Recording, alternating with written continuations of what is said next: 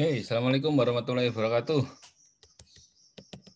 Waalaikumsalam warahmatullahi wabarakatuh. Wah, temennya pada kemana ini? Udah jam 7. Temennya pada kemana? Coba dibangun-bangunin temennya. Yuk, dibangunin temennya. Mana temennya ini?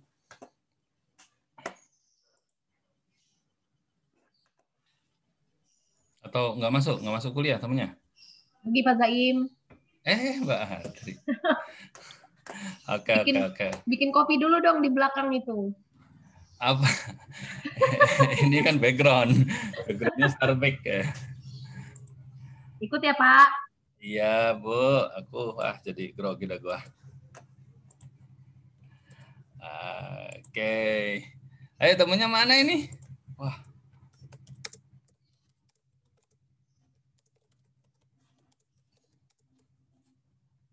Ya tapi nggak bisa disalahkan juga kan kalau online kan dianggap semuanya hadir soalnya. Ya sudahlah, nanti tanya ke teman-teman yang lain aja kali ya. Oke, kita mulai saja ya. Aduh. Tapi nggak tega saya tuh. Mau mulai nggak tega saya. Ayo, yang lainnya. Ya, yang lainnya temennya dibangunin ya. Nip, temanmu bangunin Nip.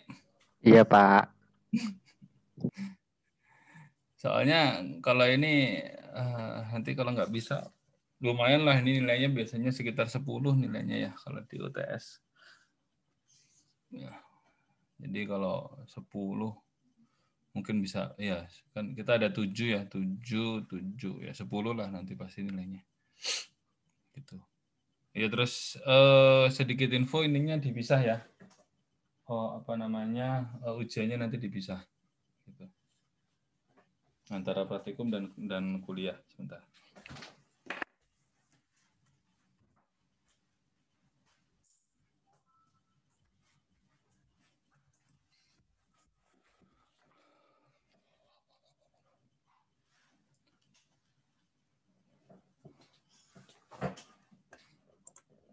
Udah ngumpul semua. Sudah 26, Pak. 26. Total berapa, Mas? 27, Pak. Oh, 27. Satu orang masih tidur berarti ini.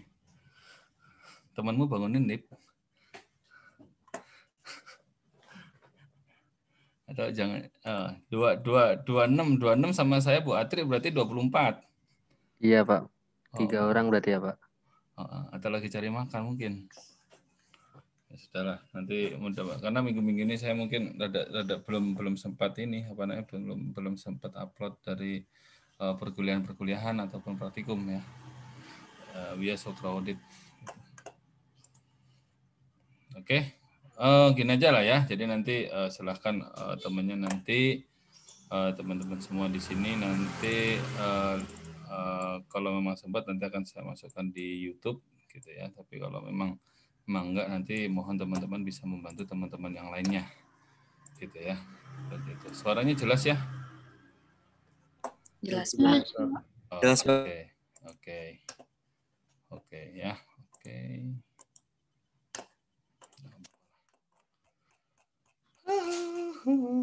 Oke.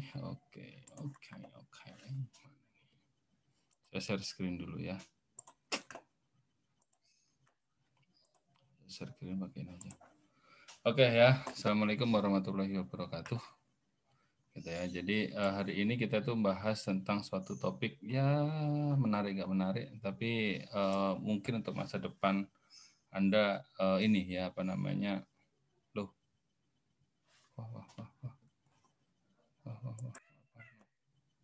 Ya, jadi mungkin nanti untuk masa depan Anda pun juga lebih bermanfaat mungkin ya.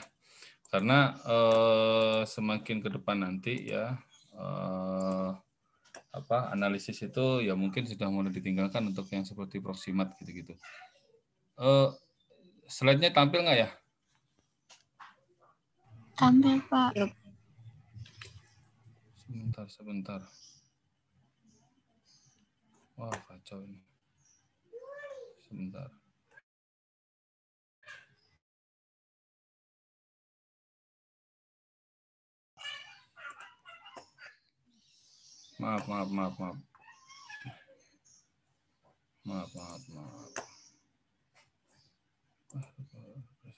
Sebentar ya anak-anak ya. Ini laptop saya ada error nih.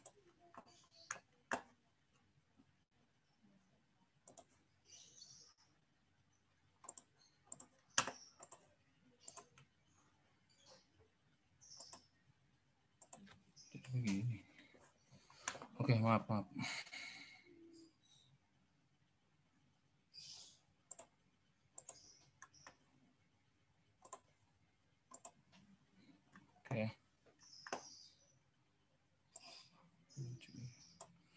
Oke, ya. Jadi analisis ini udah jelas suaranya dan PowerPoint-nya?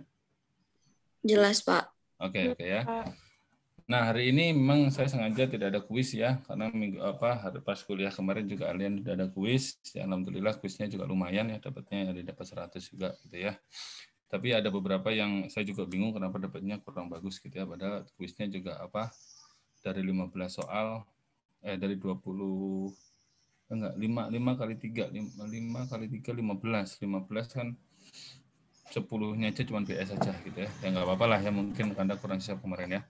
Nah, analisis kromatografi cairan kinerja tinggi ini nanti akan menjadi suatu meskipun analisisnya ada sedikit mahal, tetapi nanti akan menjadi suatu kewajiban karena semakin lama ketika kita mengetahui bahan pangan ataupun bahan aktif dari bahan pangan, itu kita akan tahu, oh ternyata si A ini berfungsi sebagai ini, si B berfungsi sebagai ini, si C berfungsi sebagai ini.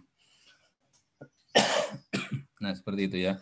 Sehingga Sehingga komponen-komponen yang secara detail harus diketahui itu pun juga akan sangat dibutuhkan. Contohnya adalah kalau misalnya Anda tahu yang namanya toksin.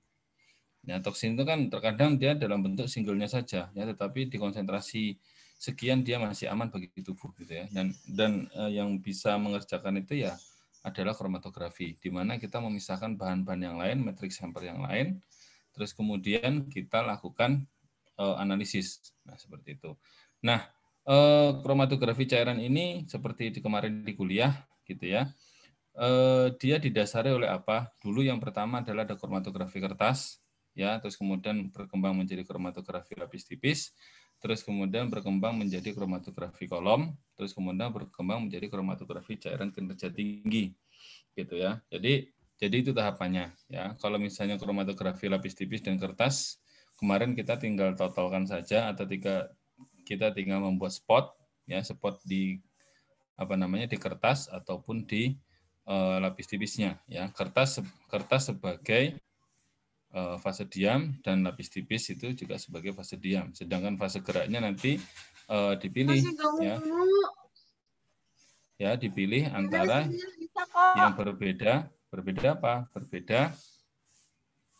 Berbeda tingkat kepolaran. Misalnya kalau fase diamnya dia nonpolar, fase geraknya harus yang polar. Ya, karena kalau misalnya fase diamnya nonpolar, fase geraknya nonpolar juga, yang terjadi apa? Yang terjadi adalah fase diamnya akan larut.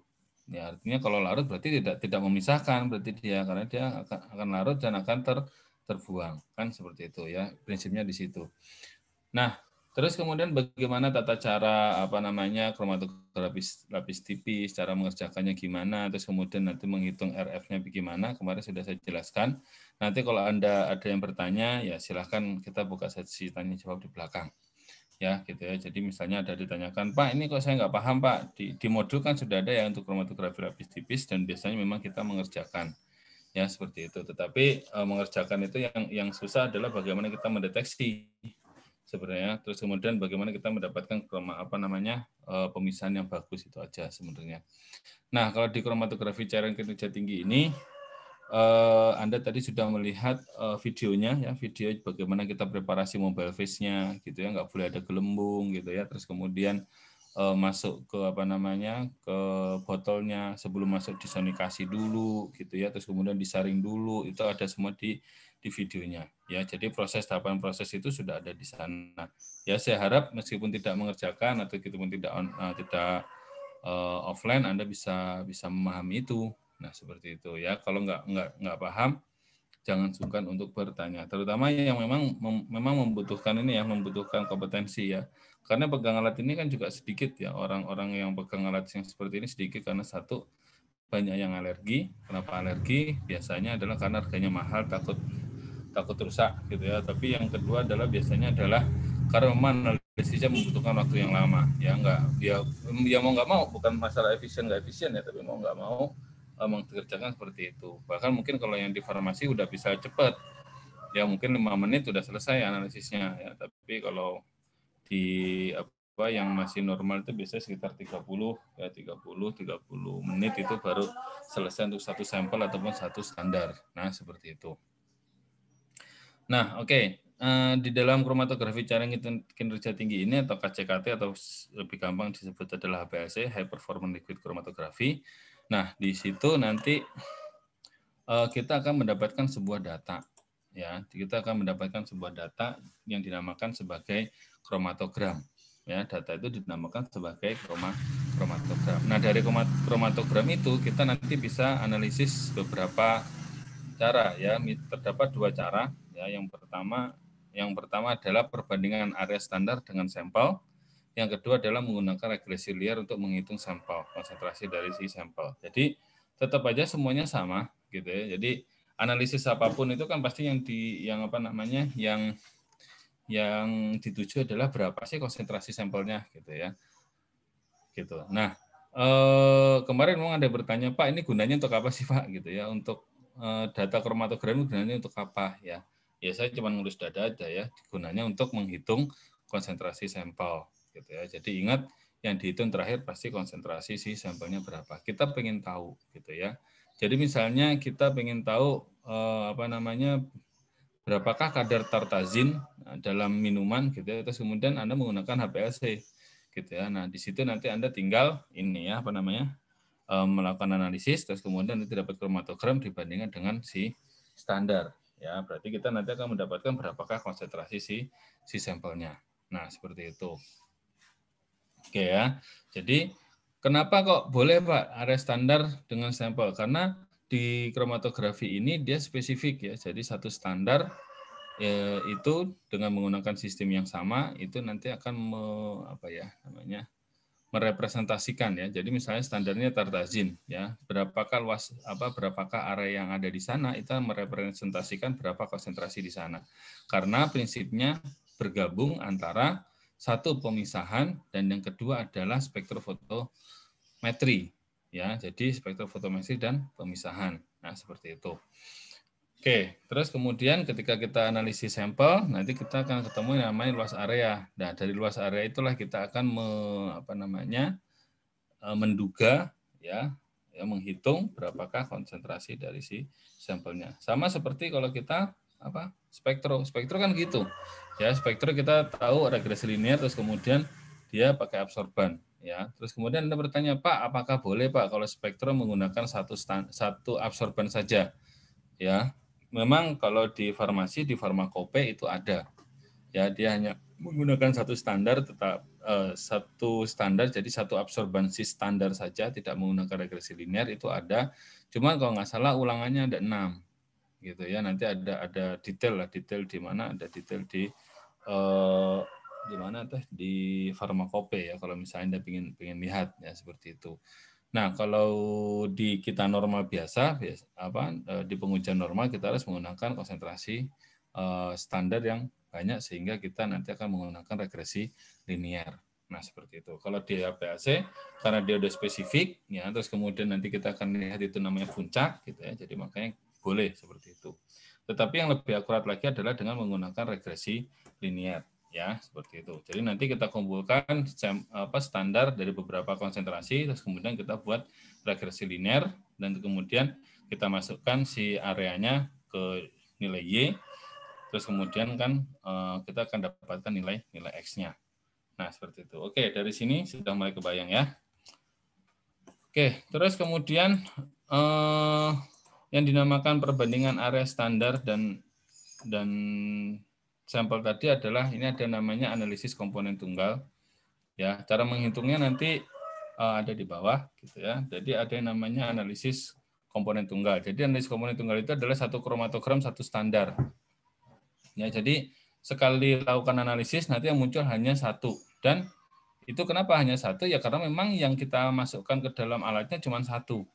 Ya, kalau nanti yang kita masukkan ke alatnya 10 dan memisah sempurna berarti namanya bukan analisis komponen tunggal tetapi analisis multi komponen. Nah, seperti itu. Nah, ini tampilan dari kromatogram ya, ini untuk yang komponen tunggal ya. Nanti saya kasihkan ininya apa namanya? Si kromatogramnya. Nah, data apa sih yang kita harus cermati di sini ya? Data apa yang harus kita cermati dari standar ini? Yang pertama adalah yang bagian atas ini ada namanya data file. Nah, ini yang mengisikan kita ya. Sebelum kita kita analisis, kita isikan ya nama standarnya apa ya. Nama standarnya apa, berapa konsentrasinya. Karena yang namanya alat itu dia nggak tahu konsentrasinya berapa. Ya, untuk yang standar kita namakan misalnya X, konsentrasi 10 ppm ya. Berarti kita tulis X 10 ppm agar supaya apa? Agar supaya kita nggak salah. Ya, agar supaya kita nanti nggak lupa. Seingat-ingat kamu pasti lupa lah, apalagi kalau kena banyak masalah gitu kan ya, pasti lupa. Atau misalnya ceweknya direbut orang gitu ya, pasti lupa ya gitu. Jadi biar nggak lupa, kita tuliskan namanya apa dan standar apa, konsentrasinya berapa. Ya, seperti itu. Ini di bagian atas ya. Ini nanti kalau sebelum kita analisis, kita pasti akan ditanya, kita mau pakai data apa mau nama filenya apa, terus kemudian mau pakai metodenya apa. Ya, besok hari Rabu saya jelaskan lebih detail lagi untuk alat HPLC-nya ya. Seperti itu. Nah, terus kemudian data yang ada di kromatogram ini ya, nanti saya kasihkan data kromatogramnya ya, ini cuplikan saja. Ya, nanti sambil di sini dan sambil data kromatogram. Nah, di data kromatogram ini ya, ini kita akan lihat dulu gambarnya dulu. Nah, ini adalah puncaknya ya. Ini adalah puncak standar yang saya kotakin warna biru ini ya, biru ada abu gitu ya. Abu ya kayaknya ya. Abu rada biru toska entah apa itulah. Gitu ya. Nah, ini adalah si puncak standar. Nah, ini dia akan tetap pada sistem yang tetap. Ya, jadi pada sistem yang sama atau pada metode yang sama yang digunakan, dia nanti akan berkisar atau muncul puncak ya seperti ini, itu di sekitar 7,630. Nah, ini namanya waktu retensi ya. Waktu di mana sampel ini sudah mulai terpisah dan terdeteksi di detektor. Ya, waktu di sini ya, waktu retensi. Ya. Nah, gimana sih HPLC itu bisa membaca? Jadi ketika dia ada kemarin ya si mobile face-nya dijalankan, nanti si detektor itu dia merekam mulai dari menit ke 0 sampai menit kesekian, yang itu kita setting sendiri. Jadi setiap saat dia merekam gitu ya. Nah, pada saat dia merekam, nanti ketika terjadi perubahan ya, terjadi perubahan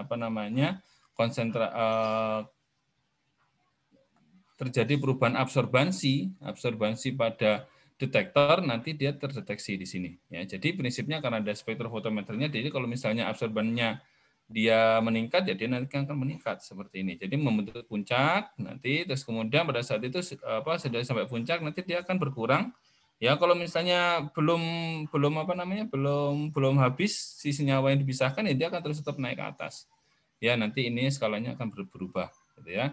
Nah, kemudian kalau sudah sampai puncak dia akan turun. Ya, ini membentuk yang namanya puncak. Nah, inilah namanya puncak standar. Kenapa dinamakan puncak standar? Karena memang yang kita analisis adalah standar. Ya, kebetulan namanya ini adalah BDMC, bisdesmethoxycurcumin, ada di belakang. Nah, Pak, ini ada yang lain juga ini, Pak. Ini miliknya siapa? Kita nggak tahu. Ya, kita nggak tahu. Ya, karena kita nggak tahu itu miliknya siapa. Ya. Lupa berarti standarnya nggak 100% dong, Pak. Bisa jadi begitu karena apa? Yang namanya bahan kimia itu dia akan ada yang mudah berubah atau terjadi deteriorisasi atau perubahan, atau ada yang dia memang stabil, ya. Itu tergantung dari sifat senyawanya. Nah, fungsi dari ini adalah kita bisa menentukan waktu retensinya berapa. Nah, waktu retensi dari standar ini nanti kita gunakan sebagai dasar untuk menentukan senyawa ini ada di sampel atau enggak. Ya, jadi kalau waktu retensinya sama antara standar dengan sampel atau berkisar antara plus minus 5%, itu berarti dapat dipastikan si sampelnya mengandung yang namanya senyawa ini. Gitu ya. Ketika kita sudah tahu, oh ini mengandung senyawa tersebut, gitu ya, tersama senyawa BDMC misalnya, berarti kita akan lihat yang namanya area. Nah, area ini digunakan untuk analisis kuantitatif, ya, analisis kuantitatif, di mana nanti kita akan menghitung, ya. Kita masih ingat kemarin hukum Lambert-Beer adalah absorban sama dengan epsilon B kali C, ya. B dan epsilonnya adalah sama, berarti absorban bergantung lurus berbanding lurus dengan si konsentrasi.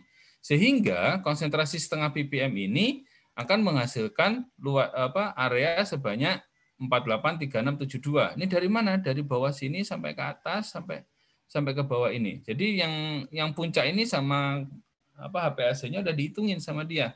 Ini loh areanya sekian gitu ya. Jadi dua hal yang penting adalah waktu retensi dan area.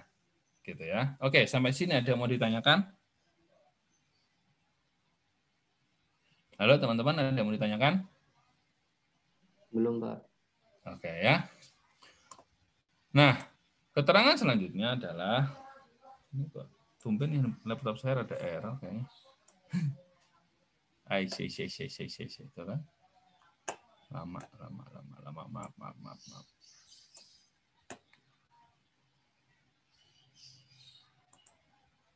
Ya, nah ini ada ketentuan. Jika terdapat waktu retensi yang sama atau plus minus 5%, maka dengan sistem yang sama dan kondisi yang sama, dapat dipastikan puncak pada kromatogram sampel adalah senyawa yang sama dengan standar. Nah, Pak, kromatogram sampelnya mana? Nah, ini adalah kromatogram sampel. Sudah kelihatan? Kromatogram sampelnya kelihatan ya? Nah, maaf, ini sampel harusnya maaf, belum diganti.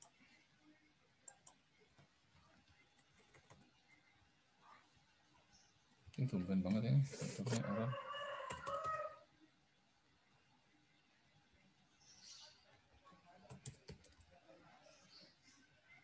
Ini parah banget ini. Oke ya.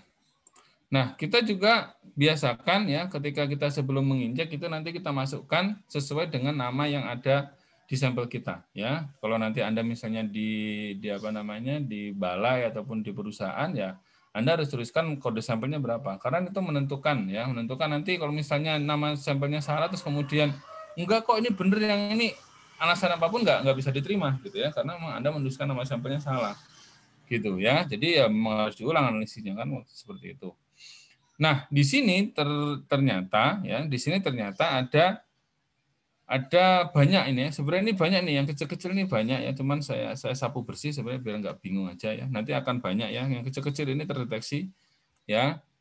Kita perhatikan di atas ada nama sampel ya. Terus kemudian di bawahnya adalah kita lihat ada gambarnya gitu ya. Ada kromatogram ya gitu ya. Kita ukur sini. Nah, di sini ternyata ada 7,780. 7,780 padahal tadi 7,630. Ya, kalau dihitung-hitung kurang dari 5%, berarti yang 7,780 ini adalah waktu retensi dari BDMC. Ya, jadi itu adalah waktu retensi dari BDMC. Iya kan? Paham sampai sini?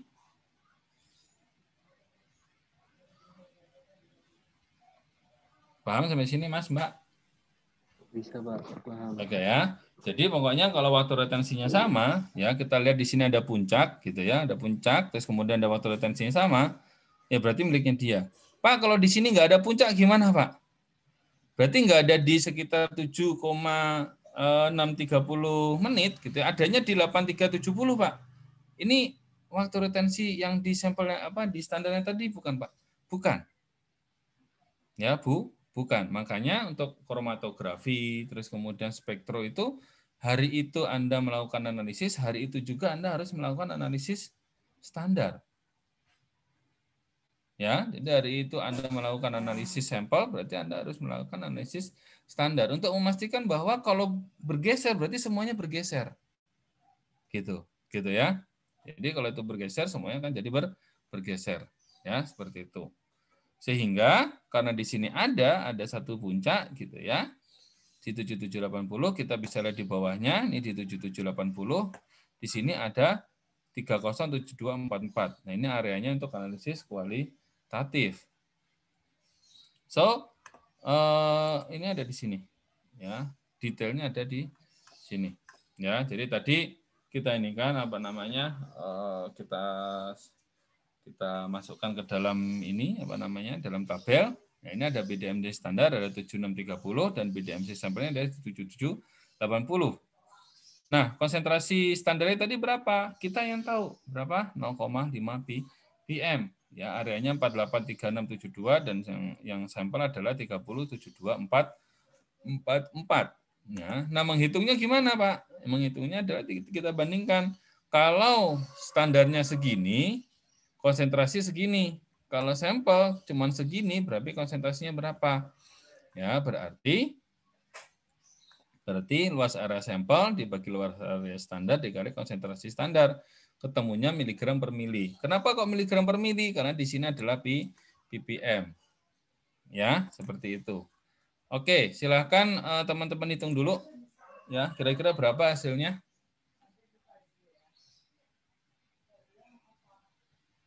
Ya. Sembari saya kirimkan sesuatu.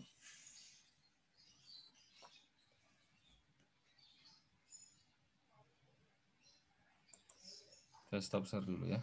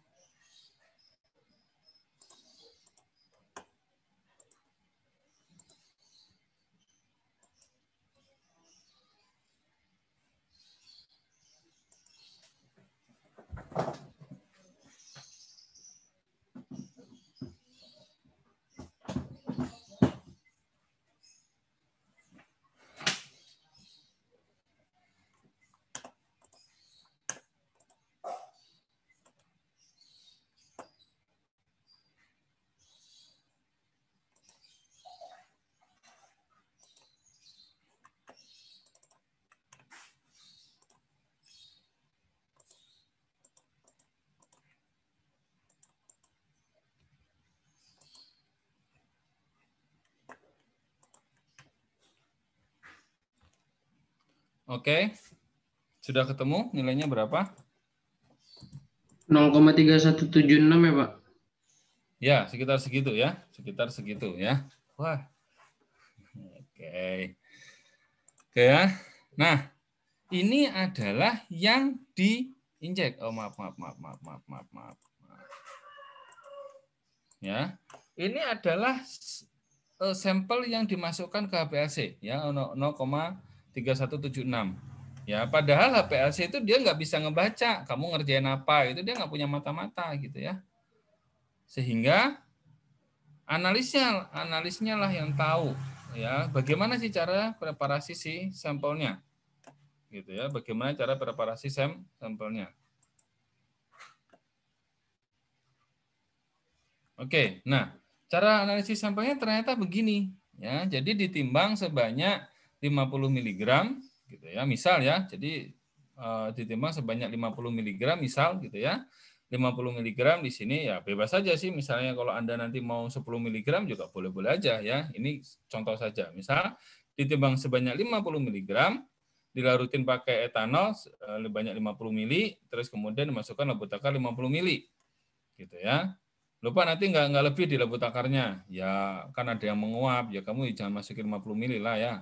Seperti itu ya, masukin aja 49 gitu ya biar nanti ini ya. Atau biasanya kita masukin hanya 25 terus kemudian dilarutkan, kalau dilarut semuanya terus kemudian dimasukin ke dalam labu takar, terus kemudian nanti dibilas lagi ya. Yang ada di sini dibilas lagi masukin labu takar gitu ya. Kalau misalnya sampelnya nggak larut semuanya, ya bisa jadi nanti kita harus gunakan cara yang lain, misalnya pakai sonikasi dan segala macam, gitu ya, atau mungkin dimasukin dalam tanur lah, atau ya bisa lah macam-macam ya. Yang penting jangan sampai si sampelnya rusak ya. Kalau masukin tanur sampelnya rusak tuh Pak, ya berarti ya jangan, gitu loh ya. Mikirnya kan begitu ya. Jadi jangan sampai Anda itu taklid buta pada saya gitu loh ya. Saya juga siapa ya, Nabi bukan, Tuhan apalagi kan bukan ya.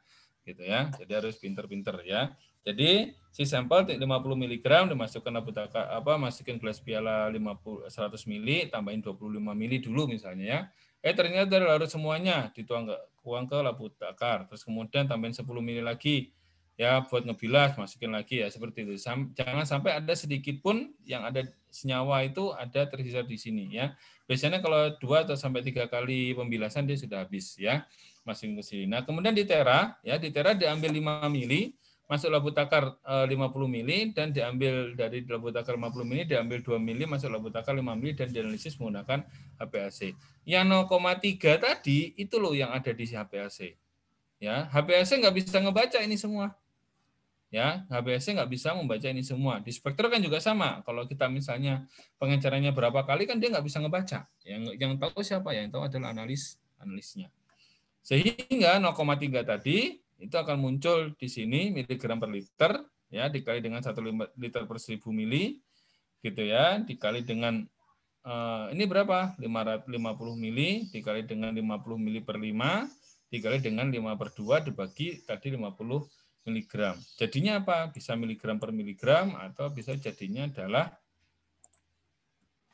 persen atau bisa jadinya per kemasan macam-macam. Ya, seperti itu. Coba dihitung. Teman-teman bisa ngitung nggak? Berapa hasilnya dari yang tadi?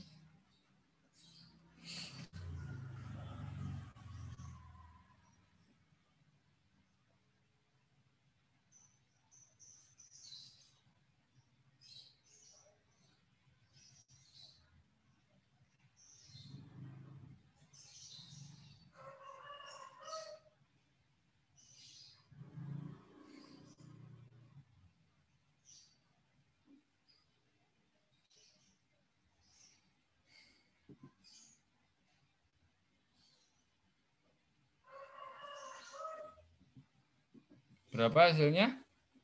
Sudah ketemu kah?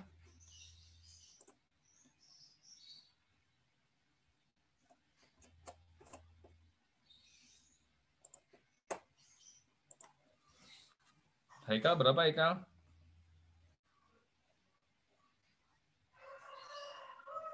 0,00015 kan, Pak? Yakin loh? Kekecilan ya? Sebentar, Pak. Jadi 0,3 ya, 0,3, 0,3, 55, 00. 50 per 50 habis. 50, 0,3. Nah, kan miligram per gram ya. Kalau nggak salah, pangkat min 3 ya. Gitu ya. Nah, sekarang coba kalau kalian ganti ya berat sampelnya dalam bentuk gram. Ya, jadi 50 mg tadi berarti dalam bentuk gram berarti berapa tuh? 50 mg itu berarti berapa? 0,0. 0,05. Nah, 0,05 gram gitu ya. Pasti nanti hasilnya lebih gedean dikit.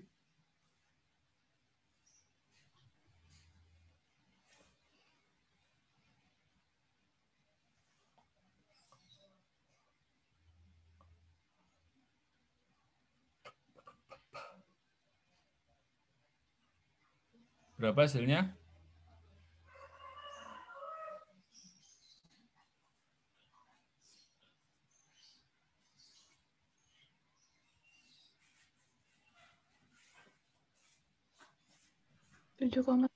bukan, Pak?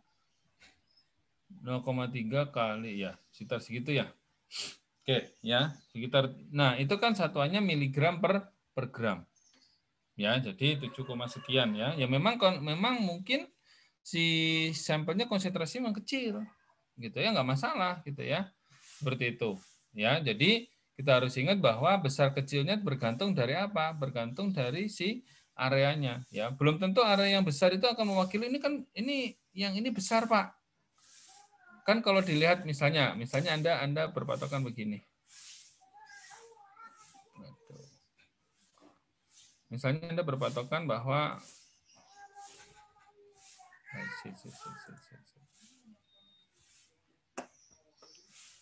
nah, misalnya yang gede ini pasti BDMC, Pak. Enggak juga ya. Pokoknya kita berpatokan pada waktu retensi ya, seperti itu ya. Oke. Oke ya. Nah, saya ingin bertanya ke kalian gitu ya. Vitamin B itu, B kompleks itu ada berapa macam ya? Mungkin yang Anda bisa lebih kenal. Vitamin B kompleks itu ada berapa macam ya? Berapa banyak gitu senyawanya? B kompleks. Masih ingat? B kompleks masih ingat B kompleks? 1 sampai 12 bukan, Pak? 12. 1 sampai 12. Ya, 1 sampai 12. Nah, kalau kita misalnya ada yang menganalisis, ya misalnya Hanif, ya, Pak, saya mau menganalisis vitamin B, Pak. Ya, ini sampelnya cuma 1, ya, sampel cuma 1, gitu ya. Mas Hanif mau vitamin B apa? B kompleks, Pak, pokoknya 1 sampai 12, gitu ya. Berarti kita menganalisis standarnya ada berapa? Ada 12 dan 1 sampel, gitu kan ya? Berarti ada 12 tambah 1 sampel, berarti 13 kali. Ya. Ya, berarti 13 kali analisis ya di HPLC-nya ya. Berarti kan seperti itu. Nah, 13 kali itu kalau 1 sampel waktunya 30 menit, ya berarti kita butuh waktu berapa untuk 1 sampel ini?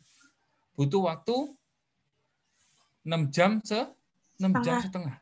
Ya, 6 jam setengah. Ya, bayangin. Untuk 1 sampel. Kalau sampelnya ada 5 kan berarti 12 tambah 5 berarti ada 17, ya berarti 8 jam setengah kan gitu. Nah, maka dari itu orang mencoba untuk menggabungkan ya antara B1 sampai B12 itu dalam 1 kromatogram. Artinya apa? Si standarnya itu tadi ditambahkan B1 tambah B2, B3, B4, B5, B6, B7, B8, B9, B10, B11, B12. Gitu ya. Terus kemudian dianalisis. Ya. Pertanyaannya kira-kira jumlah puncaknya ada 12 atau tidak?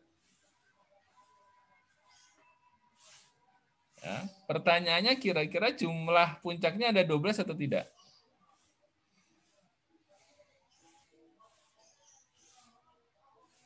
Kira-kira, ayo. Lu jawab aja, 12 Pak, gitu kan nggak apa-apa kan, sana nggak apa-apa, yang penting kamu jawab gitu sebenarnya saya. Ya. 5, 4, 3, 2, 1, Pak. 1. Ya, berarti kan kalau 1, ya kalau hanya ada 1, berarti tidak terjawab ya fungsi dari kromatografi. Karena kromatografi fungsinya apa? Untuk memisahkan. Ya. Oke? Seperti itu. Jadi harusnya di dalam 1 kromatogram itu ada 12 puncak. Ya, ada 12 puncak. Oke ya. Seperti itu. Karena apa? Karena dia harus terpisah satu-satu. Satu dengan yang lain harus terpisah.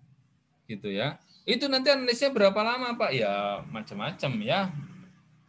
Ya, itu. Atau mungkin cuma ada 8 puncak, gitu ya. Berarti ada beberapa puncak yang tidak terpisahkan.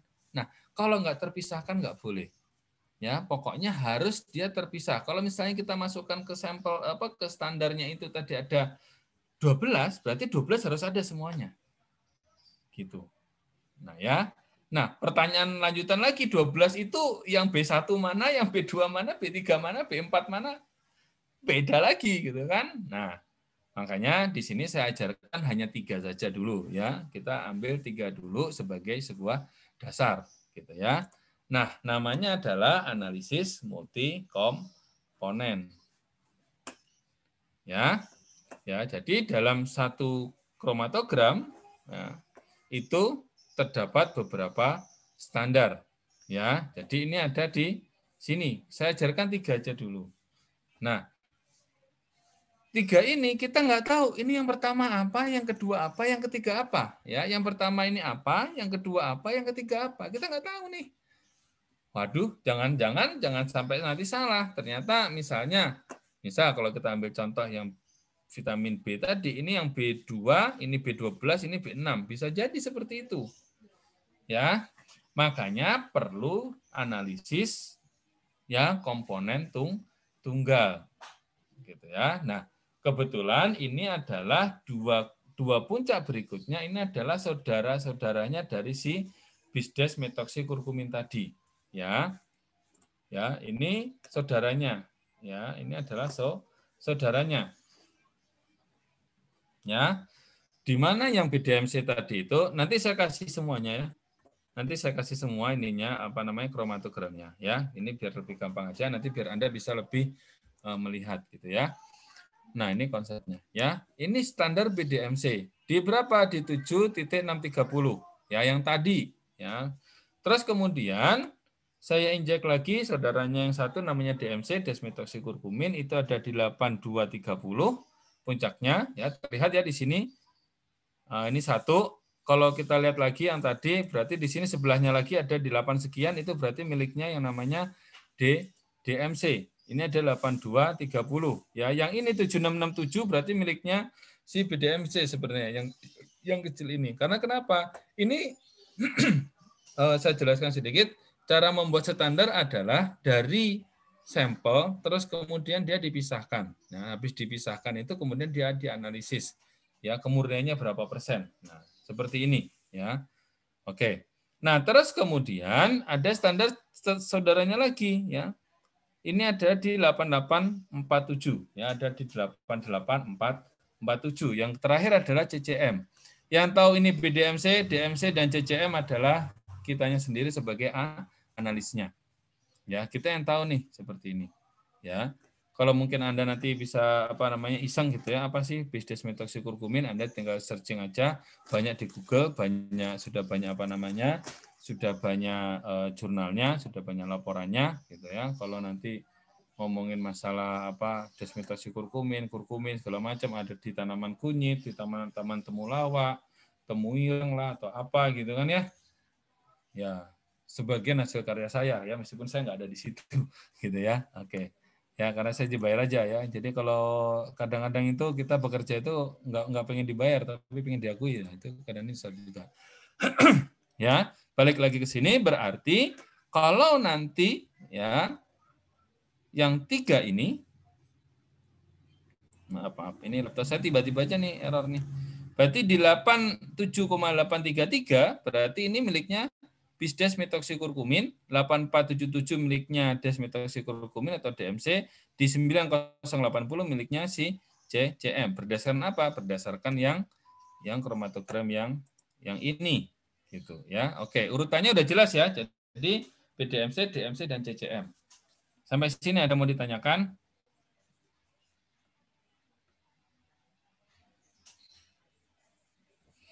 Ada yang mau ditanyakan sampai sini? Belum, Pak. Oke ya.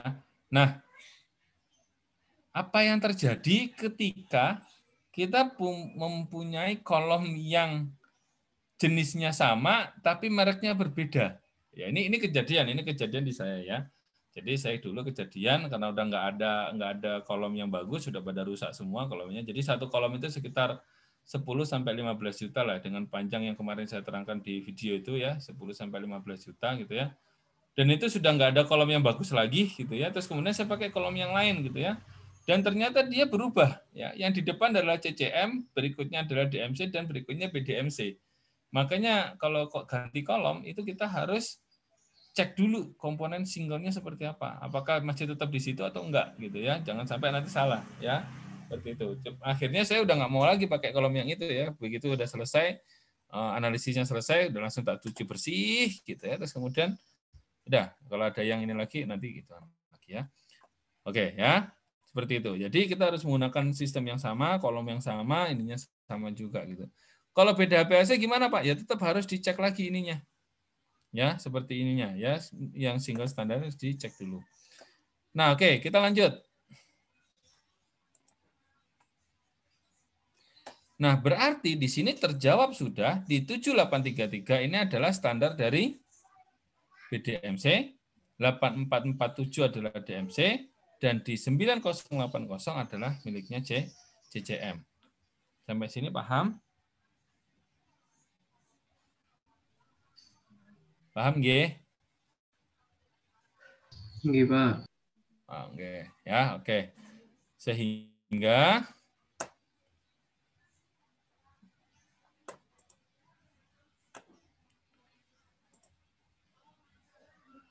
Sehingga kita bisa cek di sini ya. Misalnya nama senyawa BDMC standarnya 0,25 ppm, DMC 0,25 ppm, CCM 0,25 ppm. Kita tahu masukin data di sini waktu retensi standarnya berapa, area standarnya berapa, waktu retensi sampelnya berapa, ya, area sampelnya berapa, konsentrasi standar berapa. Nah, ini datanya. Oke, saya kirim ke kalian.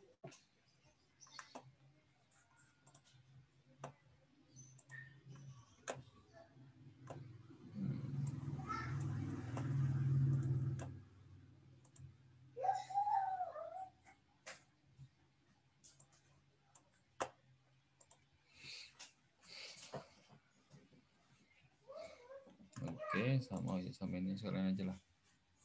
BB 1.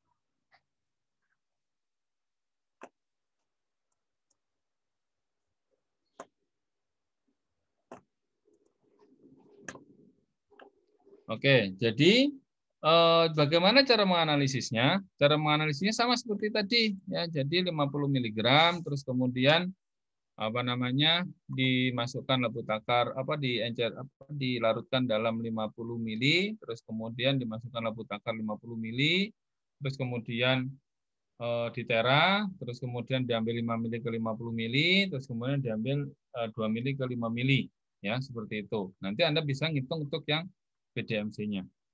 Ya, seperti itu. Oke, maaf.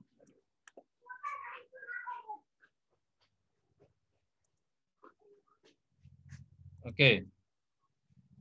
Nah, Anda berarti sudah bisa menghitung yang namanya yang DMC, ya, DMC di 8370 dan di CCM. Ya, bisa menghitung DMC dan CCM dengan apa? Dengan berat 50 mg tadi, ya. Oke, ya. Oke, saya izin dulu, kalian jangan live, saya izin dulu restart komputer saya ya, sembari Anda menghitung ya, seperti itu. Oke.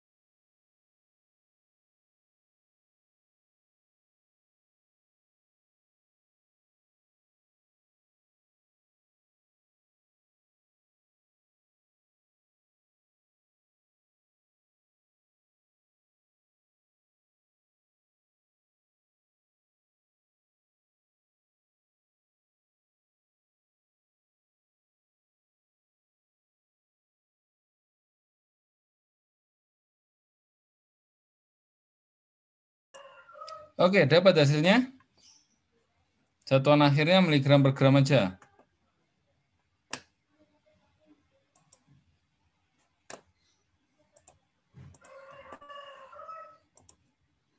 Halo? Dapat hasilnya?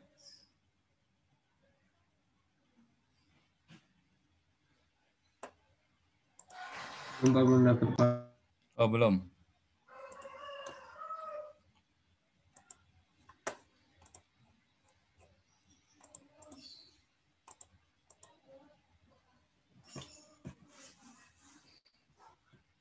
Sama.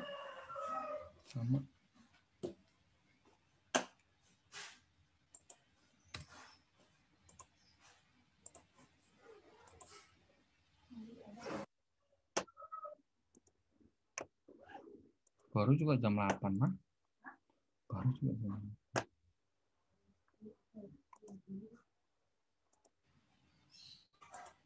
8. Gelas gue hilang loh. Oh, itu ada.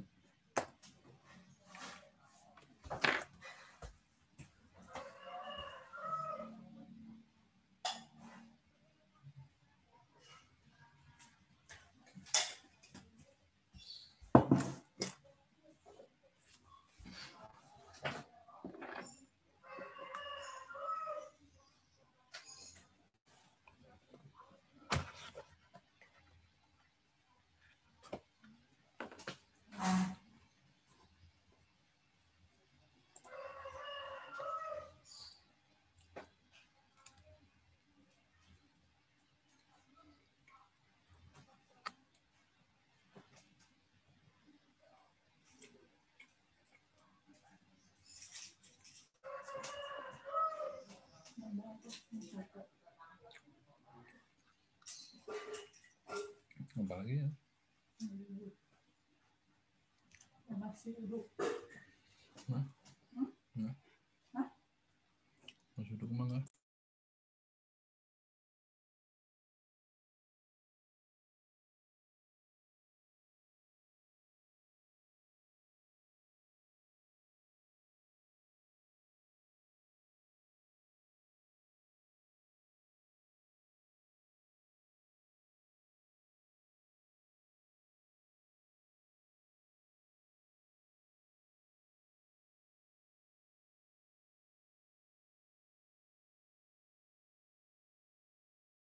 Bensinnya kan habis.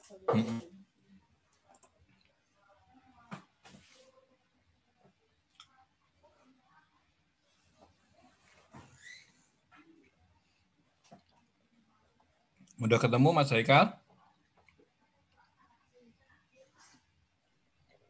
Belum, masih ngitung, Pak. 9,635. Pin? Itu yang mana? Yang BMC? BMC.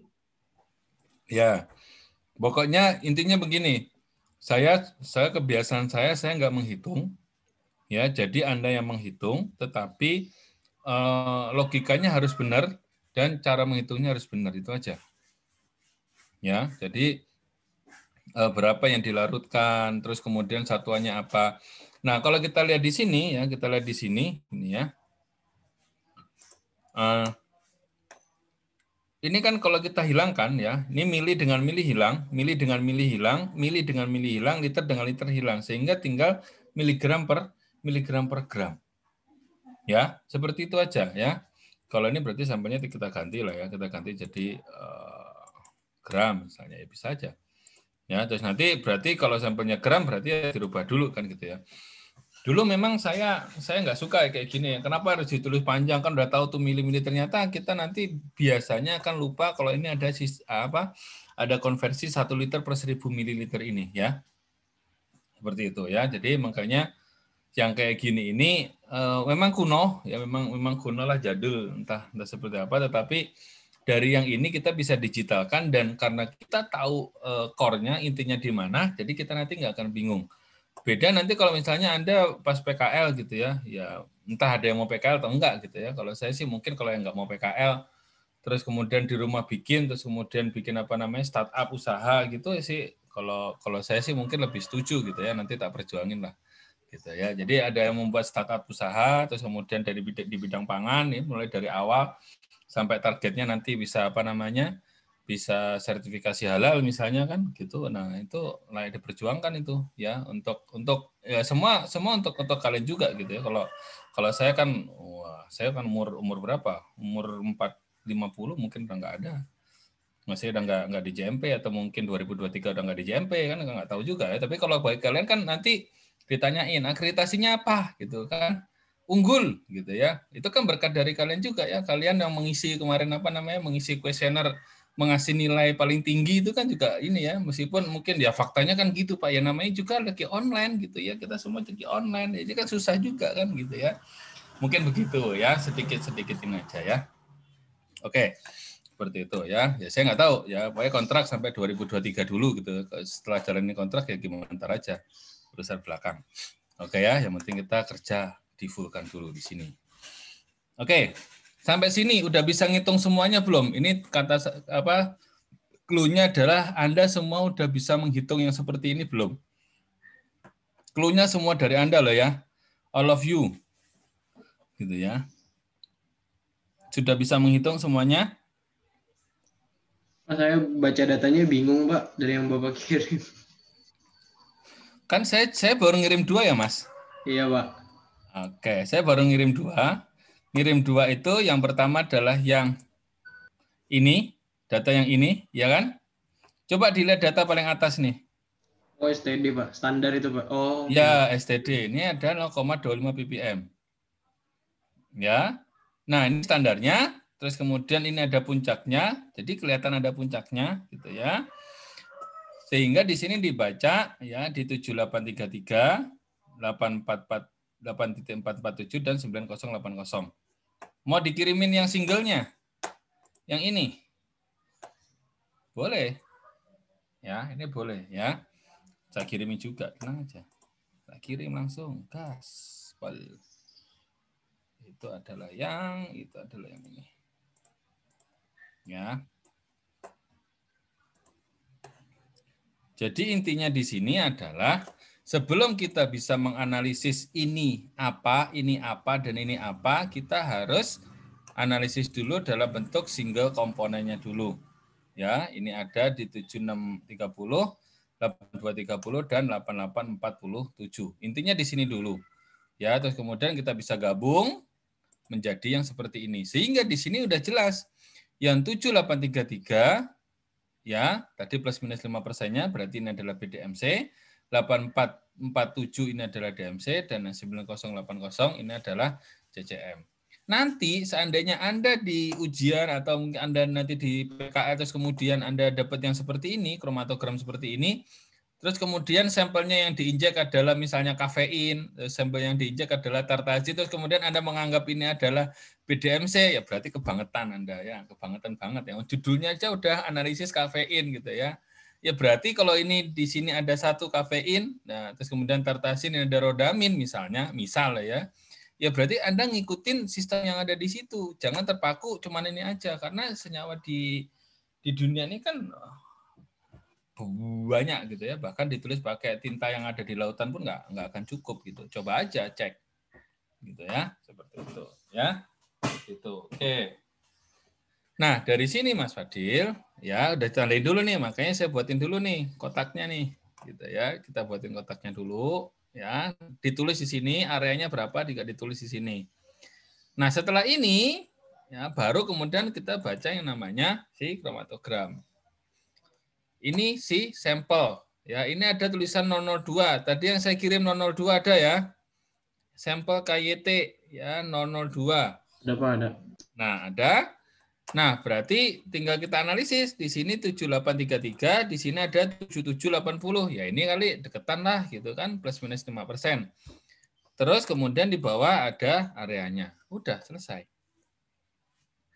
Sehingga Anda punya data-data ini, data semuanya. Terus kemudian nanti tinggal dihitung menggunakan luas area sampel bagi luas area standar kali konsentrasi standar. Nah, seperti itu. Gitu ya, Mas ya. Berarti artinya yang dibandingin sama si standarnya itu, Pak, itu yang paling dekat ya, Pak ya? Ya. Ya, jadi Itu di sini Waktu retensi ini adalah analisis kualitatif, ya analisis kualitatif, ya yang menunjukkan bahwa ini loh si dia, gitu loh, ya kan suka begitu ya, ini loh si dia, gitu ya, gitu. Terus kemudian ada timbul pertanyaan mungkin ya banyak pertanyaan kadang-kadang. Pak, kalau di yang standar itu kan yang tinggi di depan, Pak. Ini ya, ini tinggi di depan ya, lebih tinggi daripada temannya ya. Otomatis kalau dia lebih tinggi berarti dia lebih tinggi ya. Areanya ini kan 225209 nih. Ya, sukaranya gitu. Berarti yang di sini juga yang tertinggi dong, Pak. Ya enggak. Ya, pokoknya tetap waktu retensinya itu mau tinggi, mau rendah, mau kayak gimana, kayak mau enggak ada, itu berarti di waktu retensi itu ada apa enggak? Kalau enggak ada berarti enggak ada. Enggak ada senyawa itu ya. Gitu. Oke, sampai sini ya.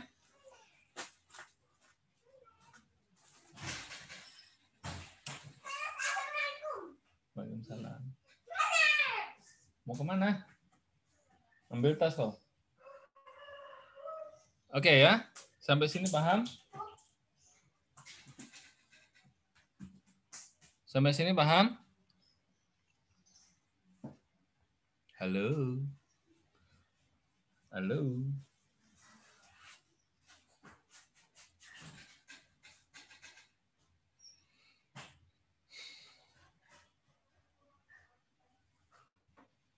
Ada yang mau ditanyakan?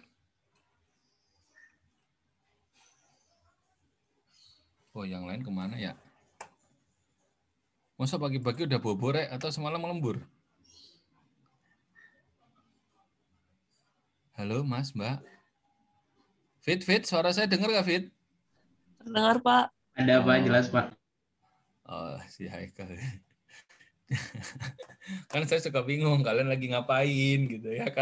Karena kemarin ya yang hari Rebo itu jadi udah diterangin dari jam berapa ya? 1:30 lah, 1:30 sampai jam 3 ya, sampai 3:30 gitu kan. Saya tungguin, halo. Habis itu yang terjadi apa? Yang terjadi dia baru bangun tidur, maaf Pak ketiduran katanya. Enak banget emang bubuk siang. Ya masa pagi-pagi udah bubuk ya? Ada yang kemarin gitu ya. Ya nggak apa-apa juga sih, kan bebas saja. Namanya juga online. Oke ya, paham ya sampai sini nggih?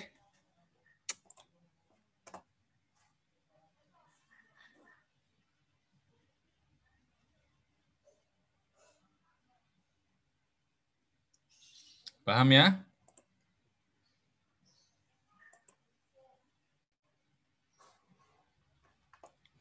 Sampun? Allah Pak, ampun. Ya, insyaallah. Oke, nanti kan kita bisa nanya lagi ya. Jadi tipikal saya kalau di kromatografi ini kalau Anda nanya di grup langsung tak jawab.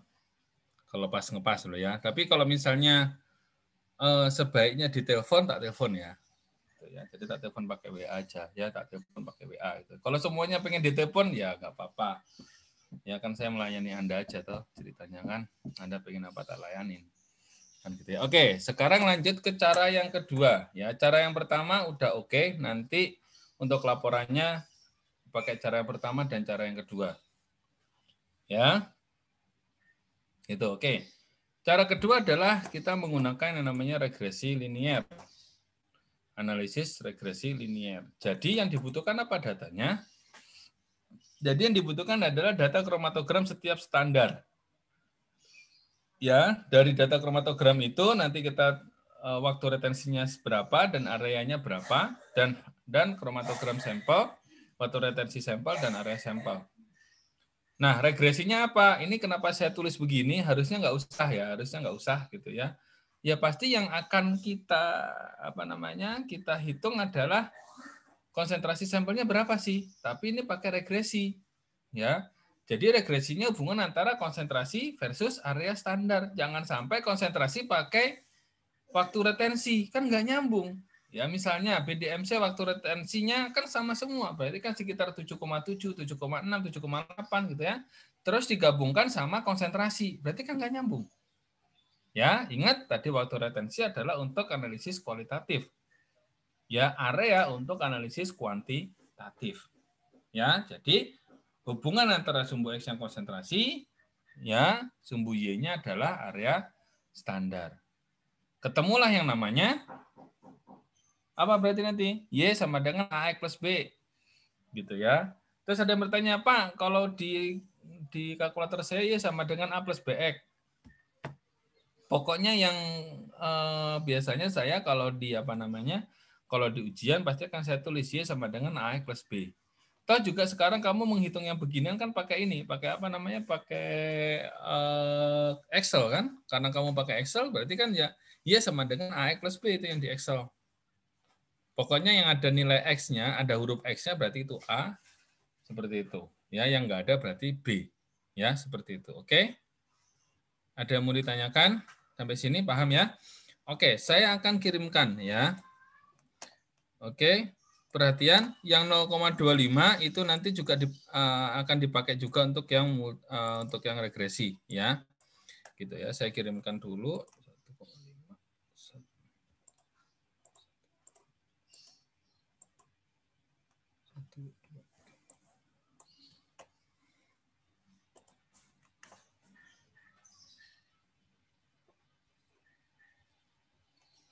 Oke. Nah, kalau kita lihat ya ini ya mungkin nggak kelihatan ya. Karena kecil-kecil juga karena harus di ini. Nah, ini ada konsentrasi 0,025 ppm, ada 0,5 ppm, 0,75 ppm, ada 1 ppm, 1,25 dan 1,5. Ya. Kita ambil contoh satu dulu, kumpulin datanya dulu dari yang standar.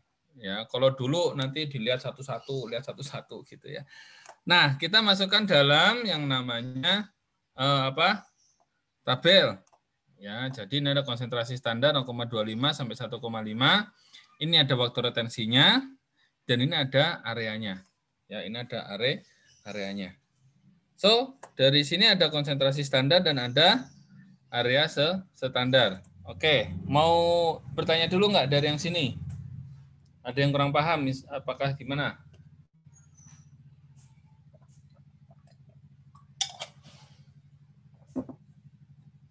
Ada yang kurang oke?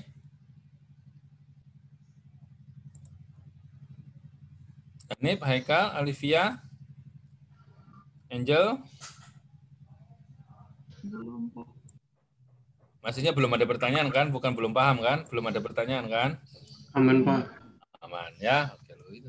Saya tuh senang kalau ada yang ngerespon itu. Aman, Pak. Nah, terus kalau enggak belum, Pak. Nah, itu kan tandanya Anda masih ada gitu ya.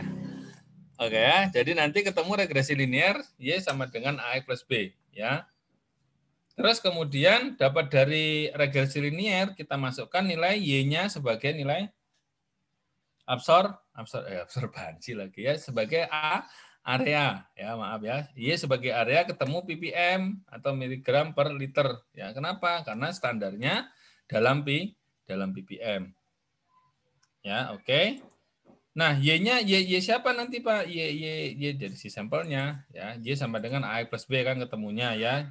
Regresinya Y sama dengan AX plus B. Terus kemudian untuk yang sampel kita lihat lagi berarti ada waktu retensinya. Gitu kan? Jadi waktu retensinya, retensi standar berapa, retensi sampel berapa, area sampel. Kok area standarnya nggak butuh? Ya kan kita menghitung pakai regresi linear. Ya, makanya kita kenapa ditulis waktu retensi standar? Karena biar tahu oh standar sama sampelnya masih oke. Gitu ya. Area sampelnya berapa? Di sini area sampelnya adalah 307244 sehingga tinggal dimasukkan ya, tinggal dimasukkan ke nilai Y-nya ya. Terus kemudian ini adalah ininya proses analisisnya. So, maka di sini kita bisa menghitung konsentrasi sampel.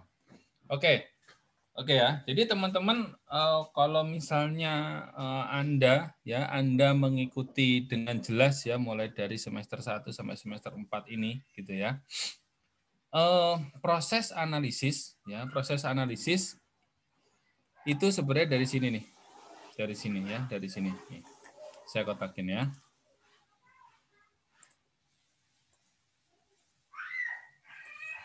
Right? Maaf.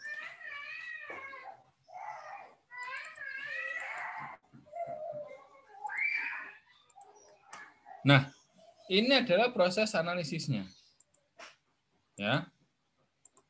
Ini yang tidak tahu apakah si HPLC titrasi kayak atau kasih apa namanya si spektro, dia nggak tahu.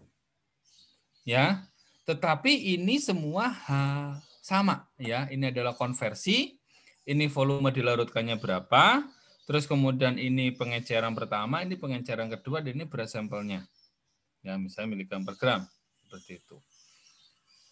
Atau misalnya yang diambil itu cairan, Pak. Tinggal dipikirkan saja cairan. Ya, diambil 1 mili masuk lampu takar 50 mili. Berarti di sini adalah yang berat sampelnya ini diganti volume cairan 1 mili.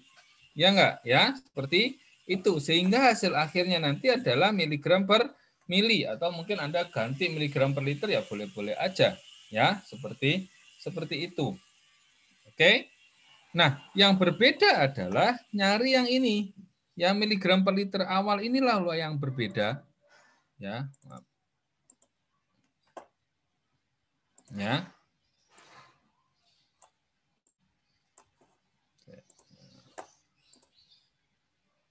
Oke. Nah, nyari miligram per liter ini loh yang berbeda ya. Anda mau spektro, mau AS, mau UV vis, ini loh yang berbeda. Cara ini yang berbeda. Ya. Apakah tadi menggunakan yang apa namanya? Perhitungan perbandingan luas puncak atau area ya, seperti itu, atau menggunakan regresi linear. Ini yang paling berbeda. Udah ini doang berbeda. Yang kesananya sama ini. Mau spektro juga sama. Spektro kan pakai regresi linear di ABX juga sama. Ya, AS pakai IABX juga sama. Gitu ya, kromatografi juga sama. Nanti GC pun juga sama seperti ini juga. Nah, cuman GC sedikit lebih advance sedikit karena memang dia ditambahkan standar internal minggu depan lah ya. Kita akan belajar itu. Gitu ya. Oke, sampai sini paham Mbak-mbak, Mas-mas?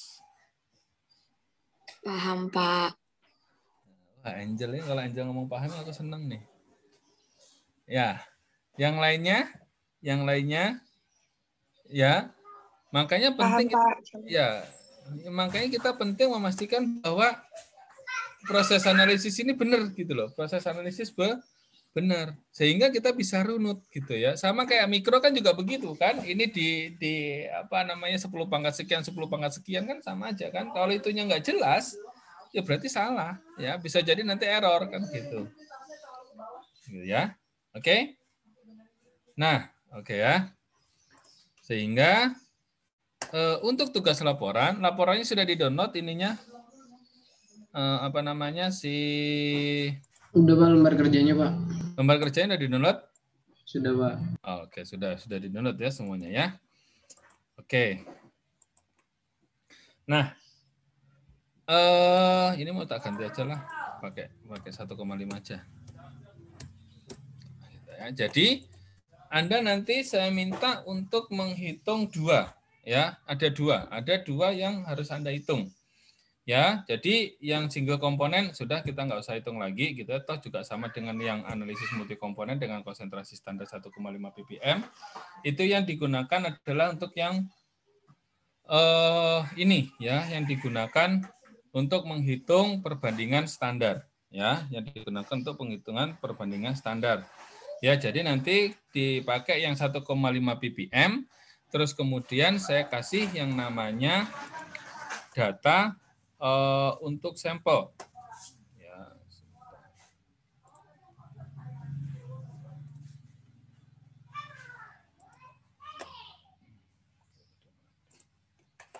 Oke ya. Ini ada data 3 ya, data yang 02, 03, 04 saya kirim lagi aja biar kamu nanti runut ya.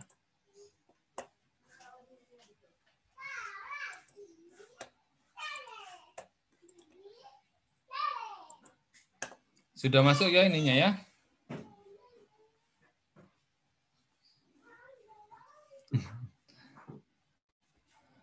Oke ya. Seneng banget ya lihat Fadil loh. Story ini semangat, uangnya semaput ya biasa.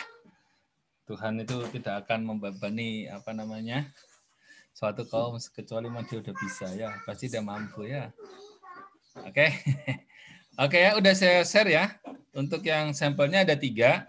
Coba diperhatikan, di situ ada kode 002, 003, dan 004.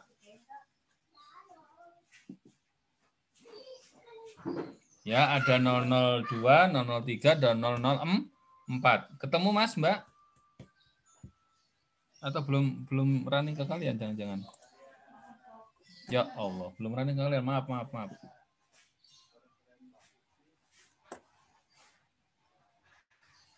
Udah masuk ya?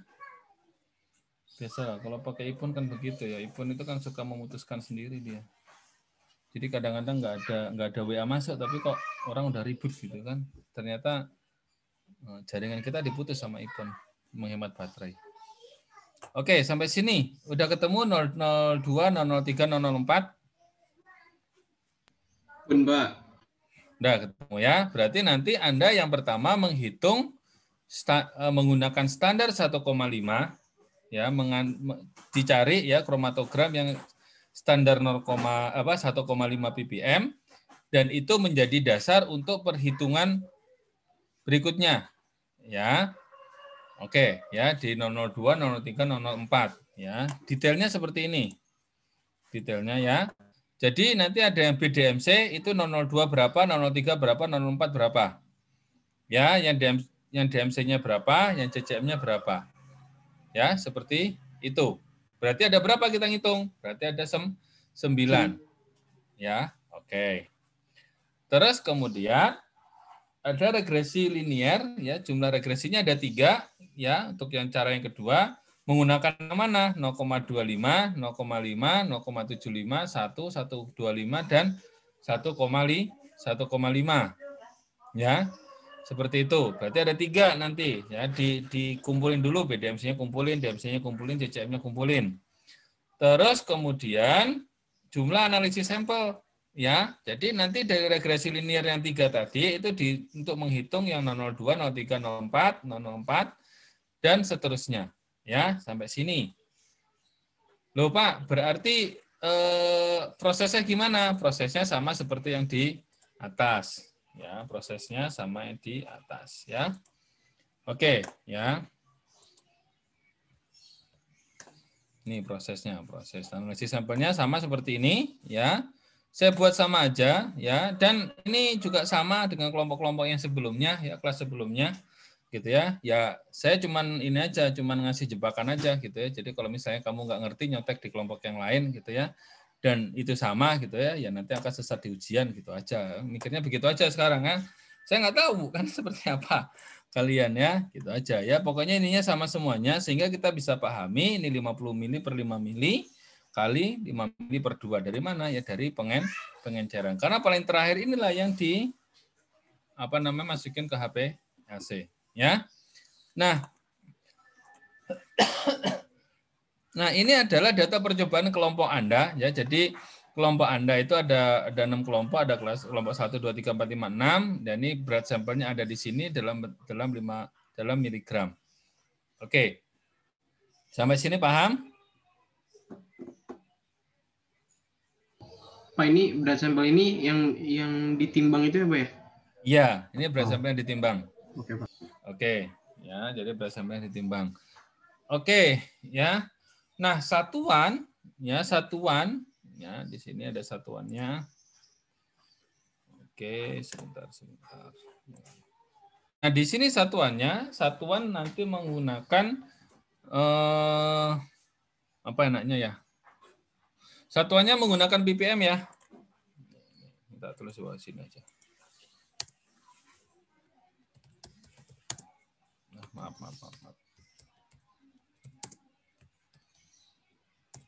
Satuannya ppm. Berarti apa? Miligram per kilogram.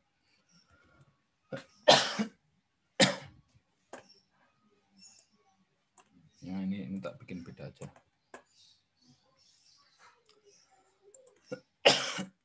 Wah, udah mulai kacau ini. Kacau.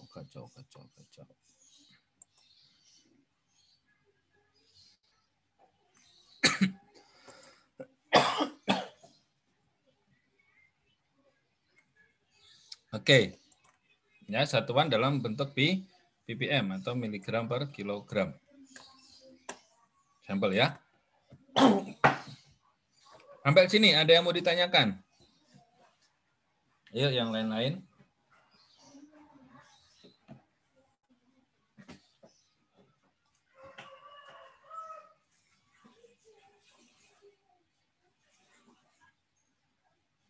Kalau saya sih belum, Pak. Tinggal coba kerjain nanti. Oke, tinggal coba kerjain nanti. Ya. Yoga, Arina ngerti Arina?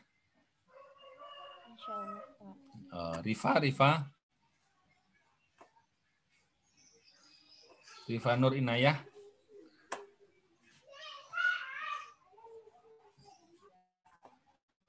Lucy, Angelica. Monica. Ngerti ya, Monik? Iya, Pak, dicoba dikerjain dulu, Pak. Oke, Harits. Insya Allah paham, Pak. Arvin.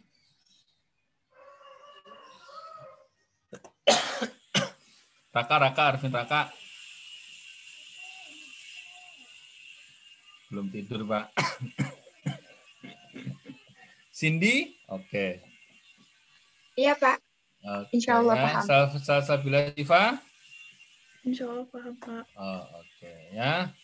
Oke, kalau udah paham ada yang mau ditanyakan lagi?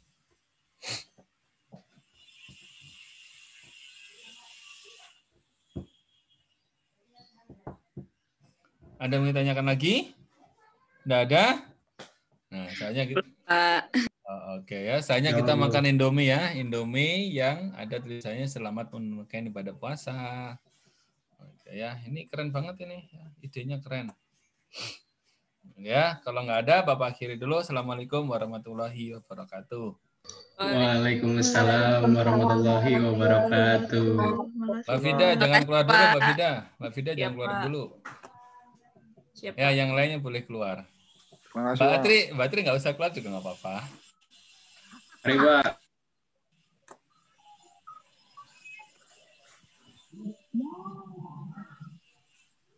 Sini. Nah, Arvin, baru bangun, Vin? Enggak, Pak, barusan dari tadi. Oh, dari tadi. Oke, boleh keluar, Arvin ya. Saya mau ngobrol dulu nih. Ya, terima kasih, Pak. Oh iya. Halo, Mbak. Piye, Mbak? Oh. Pak, itu Apa? yang 002, 003 itu sampel mereka tuh nanti dikasihnya dari mana? Belum gue kasih ke lu ya? Apaan?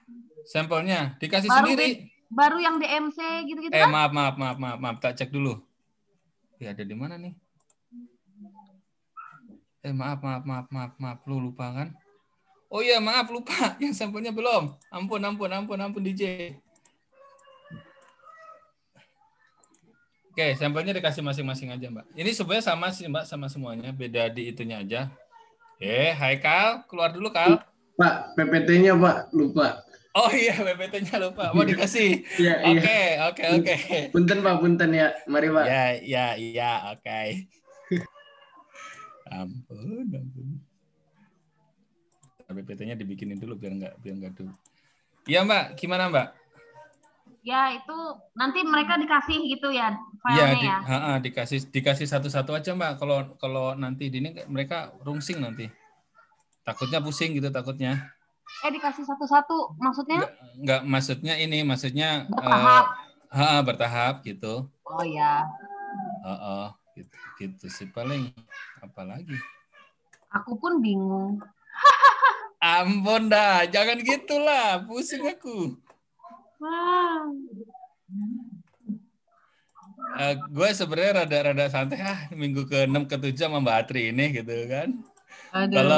Kalau sama Mama Ke, aduh lebih pusing lagi saya. Sama Bu Neni lebih pusing lagi gue. Oke. Fit, kemarin itu pada nanyain itunya, Fit. Apa namanya? Pada nanyain laporannya, Fit. Oh, iya Kak Cika cerita, Pak. Oh, saya langsung ditembak kemarin sama si Zahid soalnya. Pak, laporannya kok nggak dibalikin, Pak? Kita salah di mana, Pak? Ya, oh ya udah. Si Cika pas ada, kena aja si Cika kemarin. Gitu. Itu nanti maksudnya dikembaliin ke mereka aja gitu, Pak? Ya, maksudnya nanti dinotis lah misalnya tulisannya typo kayak terus kemudian apa namanya daftar pustakanya nggak pas atau terus kemudian perhitungannya salah gitu kan. Jadi ketahuan nilainya berapa gitu. Oh iya deh, Pak. Gitu. Paling itu sih gitu. Mbak Tri ada lagi tuh Mbak Tri? Aman? Bentar. Pak lihat dulu. Ini sampel. Oke. Ya udah. Nanti kalau ini tak tanya lagi. Iya. Tadinya gue kalau misalnya dirimu ini tak terangin, cuman gue nanti ada kolokium dulu Oh, ada kolokium. jam 1 sampai setengah 3 sih kayaknya. Oh iya. Kolokium apaan? Ankim. Oh, Ankim, luar biasa. Kagak, anak bimbing gue. Kalau Ankim kan dia udah kerja dulu baru dikolokiumin. Oh gitu ya? Jadi dari Februari baru kolokium sekarang dia. Oh, oke. Ya Pak. Oke deh, ya. Yo. Oke, izin sarapan dulu. Yo, saya juga. Ayo, LED Fit. Pak, LED. Iya, lagi dikerjain. Gua sengaja nggak pakai yang itu, nggak pakai handphone yang itu. Handphone yang itu ada di sana. Oh, iya. Tapi udah ketemu ibunya. Ibunya udah ketemu. Ibunya siapa? Ibu yang satu udah ketemu yang ngurusin uang. Ada respon kan? Oh iya, nggak tahu lah, gue pusing lah. Di sebelah lo, di grupku lo itu. Untung gue nggak ikut grup lo. Lihat. Untung gue nggak ikut grup lo ya. Ada. Ya udah, oke deh. Ya, assalamualaikum. Waalaikumsalam.